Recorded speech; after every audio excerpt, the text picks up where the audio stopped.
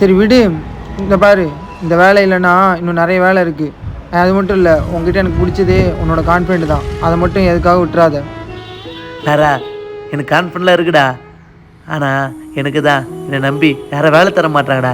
நான் வேலை செய்வேனா செய்ய மாட்டேன்னு கூட பார்க்காம தம்பி உனக்கு வேலை சொல்லி அமுச்சிடுறாங்கடா. டேய், நீ ஏன்டா அடுத்த வேலைக்கு போகணும்? நீ பிஸ்னஸ் பண்ணு. ரோட்டு கடையாக இருந்தாலும் சரி, கம்மியான லாபம் வந்தாலும் சரி பண்ணு, பார்த்துக்கலாம். நீ ஒன்று நம்புறல.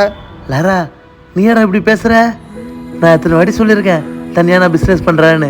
அப்போலாம் வானா சொல்லுவேன், நீ இப்போ இப்படி பேசுகிற? டேய் ஆமாண்டா, கண்டவெல்லாம் என் ஃப்ரெண்டு திட்டுவான், பார்த்துட்டு இருப்பேனா? ஒரு பென்சில் விற்றா கூட 50 பைசா கிடைக்கும். எவங்கிட்டையும் திட்டு வாங்கணும்னு அவசியம் கிடையாது. நீ பண்ணு, நான் பார்த்துக்கிறேன்.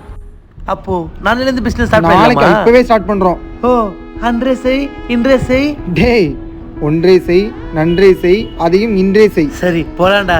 அவ்வளோதான், வா போலாம் வா.